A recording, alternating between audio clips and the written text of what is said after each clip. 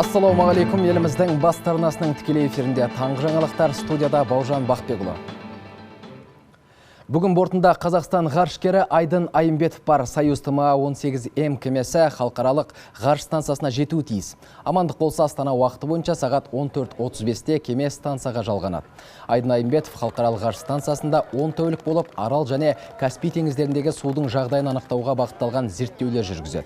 Сондай-ақ адам ағзасына гамма сәулелерінің әсерін зерттеп, магниттік алаңдағы плазмадан біртекті құрам алу мүмкіндіктерін қарайды. Еске салайық, Союз ТМА-18М кемесі көкке Байқоңырдан қыркүйектің 2 күні көтерілген болатын. Айдын Айымбетов ғарышқа қазақтың ұлттық тағамы құрттың оң қорабын алып кетті. Шу алдында өз өнімдерін ұсынған бірнеше кәсіпорынның ішінен тек біреуінің тауары талаптарға сай келген.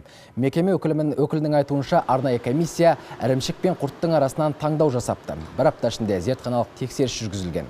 Ұлттық тағамның ғарышкерлерге пайдалы екенін түсінген мамандар ғарышқа 1,5 келі құртты алып кетуге рұқсат берген. Айта кетейік, әуе кемесіндегі әрбір бос орын бағалы, сондықтан ғарышкерлердің тағамы өте жеңіл әрі жақсы сақталуы тиіс. Нұр Отан партиясы төрағасының бірінші орынбасары Асқар Мырзахметов Алматы облысына сапары барысында Талдықорғанда облыстық партия активімен бастауыш партия ұйымдарының төрағаларымен кездесті. Онда партияның сайлауалды тұғырнамасының орындалу барысы мен нұр отандықтардың алдағы мақсат міндеттер жайында айтылды. Одан кейінгі сапар Ескелді ауданында жалғасты. Партия төрағасының бірінші орынбасары осындағы өңірдегі шаруашылықтардың бірінде болып, жүгері, қант қызылшасы және картоп алқаптарындағы жұмыстармен танысты. Ал партиялық топ жетекшілермен кездесуде шағын және орта кәсіпкерліктің дамуы және жаңа экономикалық саясат аясында жүргізіліп жатқан реформалар туралы сөз болды. Мемлекеттік бағдарламалардың барлығы халық үшін жасалған, сондықтан оның мақсаты мен міндеті көпшілікке түсінікті болуы керек. Оған бөлінген қаражаттың тиімді жұмсалуын қадағалау партияның тікелей міндеті, деді Асқар Мырзахметов. Қоғамдық ұйымдар, басқа да мекемелер мына келісім шарттары бар. Соның ішінде мына кәсіпкерлік палатасымен де бірге осы бизнеске байланысты қол қойған меморандум бар. Сондықтан арнайы міне өздерінен пікір алмасайық, қандай сол айтатын ұсыныстар бар, қандай мәселелер бар деген мақсатпен келіп отырмыз. Ауыл шаруашылығы өнімдері қолжетімді бағамен. Жамбылдық шаруалар өз өнімдерін жергілікті дүкендерде арзан бағамен сатуда. Мәселен, Жамбыл ауданы шаруа қожалықтары ол үшін сауда орындарымен меморандум жасап, бірлесе жұмыс істеу жайлы уағдаласқан. Соның арқасында аймақта көкөніс бағасы тұрақты. Тақырыпта тілшіміз Нұржан Мергенбай жалғастырады. Ладжер Цевазов биыл 20 гектар жерге түрлі көкөніс екті. Қазір алғашқы өнімдерін алып, аудандағы сауда нүктелеріне жөнелтуде. Чтобы можно было здесь у нас же реализовать. Аудан кәсіпкерлермен байланысты жұмыс істеу бізге өте тиімді. Дайын өнімімізді уақытылы өткіземіз. Шығындар жоқ. 40 тонналық тоңазытқышымыз бар. Сақтап қойып та сатамыз.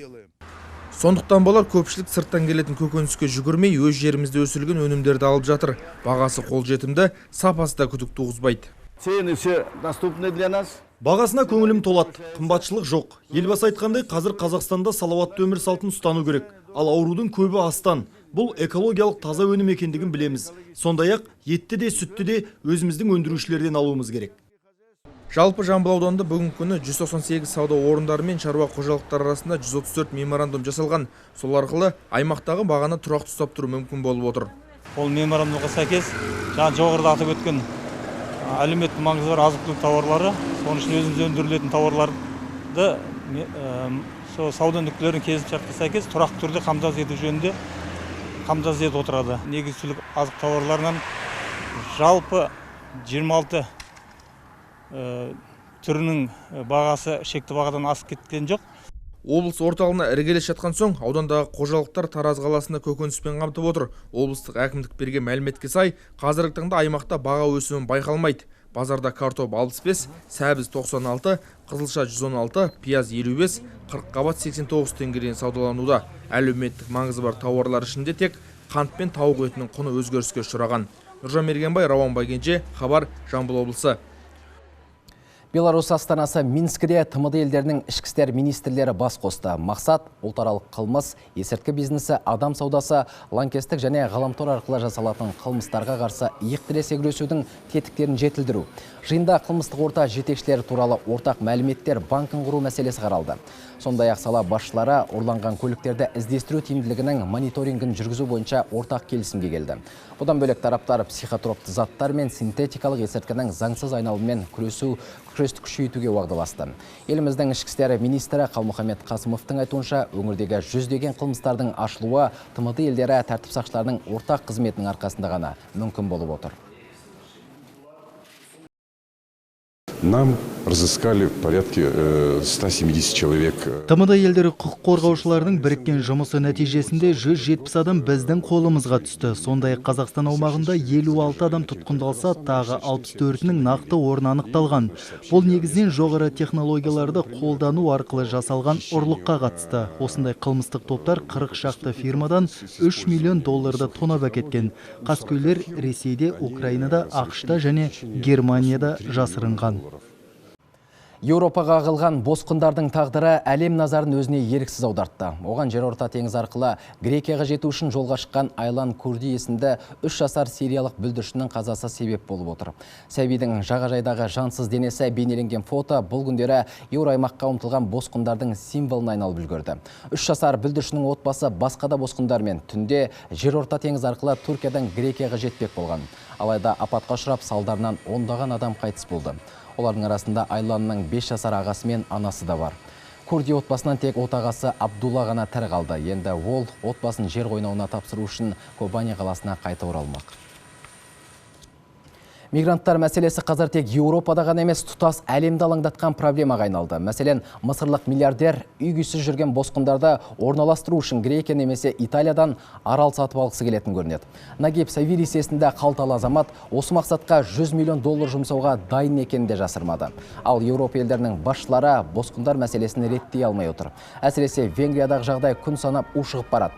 Будапешт арқылы Германияға жетуді көздейтін босқындар вокзал аумағынан кетер емес. Тіпті полиция қызметкерлерінің өзі шарасыздық танытуда. Кейбір мигранттар астан бас тартып өз қарсылықтарын осылайша білдіруде. Ал жергілікті билік вокзалдағы жағдайда қатаң бақылауға алды. Отставкаға кеткен Гватемала президенті Отто Перес Молина сот алдында жауап берді. Сот отырысында ол өзін еркін ұстап, ешқандай да кінәсі жоқ екенін мәлімдеді. Перес Молинаға сәрсенбі күні пара алды деген айып тағылып, сот тергеу жүргізуге санкция берген болатын. Тергеушілер ол жоғарғы шенді сыбайластарымен бірге кәсіпкерлерді шетелден келетін тауарлар үшін кедендік салықтан босатып, пара алып отырған деп айыптауда. Салдарынан мемлекет бюджетіне $1 миллиард шығын келтірілген. Алайда Перес Молина тағылған айыптардың бәрін жоққа шығарып отыр. Дегенмен сот оның елден шығуына тыйым салды. Айта кетейік, Гватемаладағы президенттік сайлау келесі жылдың қаңтарына жоспарланған. Қырғызстанда осымен 3-ші рет халықаралық палау фестивалі өтті. Оған қырғыз елмен қоса әлемнің түкпір-түкпірінен 14 команда қатысып бағын сынады. Биыл фестивальге Германия мен Қытай елдерінің де азаматтары қызығушылық танытқан. Алайда бас жүлде алыстан келген қонақтарға емес, көрші ауылдың палау пісірушілеріне бұйырды. Қаздар алқасы тағамның бал татыған дәммен қоса оның түр түсіне де ерекше мән берген. Бір қызыға жеңімпаз топқа бір ғана тоқты тарту етіліпті. Әзірге айтарымыз осы. Түскі жаңалықтарымыздың уақыты 13:00.